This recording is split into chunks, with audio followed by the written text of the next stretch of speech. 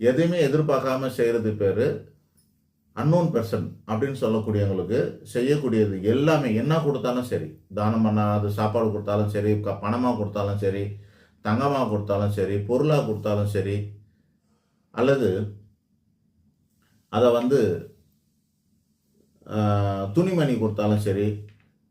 இப்போ அவங்க கேட்டது மற்றவங்க பயன்படுத்தினதை அப்படின்றோம் இல்லையா, அந்த இடத்துக்கு இப்போ வர அதில் இந்த தானத்தில் நான் ஒரு செருப்பு போட்டுக்கிட்டு போகிறேன்.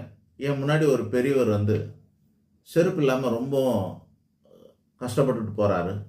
எனக்கு என்ன தோணுது, நான் பாரி அந்த மாதிரி முல்லைக்கு தேர் கொடுத்த பாரி மாதிரிலாம் நான் வந்து டக்குன்னு கையில் இருக்க காலில் இருக்கிற செருப்பு ஐயா நீங்கள் போட்டுக்குன்னு சொல்லி போட்டு கொடுத்துட்டு போகிறேன்னு வச்சிங்களேன். நான் போட்டதை அவர் கொடுக்கலாமா அப்படின்னு நான் கொடுக்கலாம், தப்பு கிடையாது. இருக்குது நம்ம மனுஷங்க யூஸ் பண்ணுற பொருள்லேயே என்ன நம்ம வந்து மட்டமாக நினைக்கிறது எதை, அதை கூட நம்ம இன்னொரு ஆளுக்கு கொடுக்கலாம்.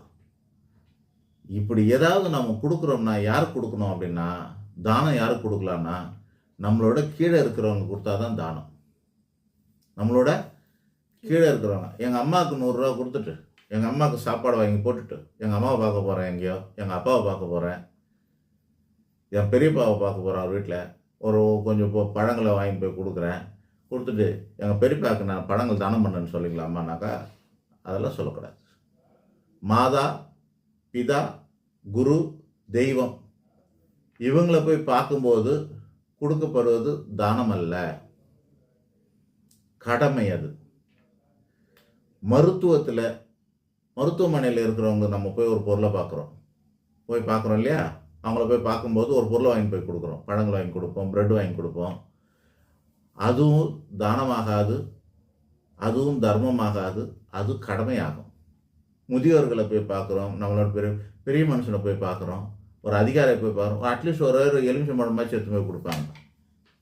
பெரியவங்களை போய் பார்த்தா ப்ரொமோஷன்ஸோ இல்லை ட்ரான்ஸ்ஃபரு இந்த மாதிரி ஏதோ ஒரு காரணத்துக்கு போய் ஆஃபீஸரை போய் பார்க்குறாங்கன்னா குறைஞ்சபட்சம் ஒரு எலுமிச்சம்பழத்தையாச்சு ஃபார்மாலிட்டிக்கு கொடுப்பாங்க. இதெல்லாம் வந்து தானத்துலேயும் வராது, தர்மத்துலேயும் வராது, அதெல்லாம் கடமையில் தான் வரும். ஆனால் ஒரு கண்டிஷன், அந்த மாதிரி நம்மளோட மேலோர், ஆன்றோர், சான்றோர், உயர்ந்தோர் அப்படின்னு சொல்லக்கூடிய வகையில் இருக்கிறவங்களுக்கு புது பொருளை தான் கொடுக்கணும். புது பொருளை தான் கொடுக்கணும், நம்ம பயன்படுத்தினதை கொடுக்கக்கூடாது. சரியா?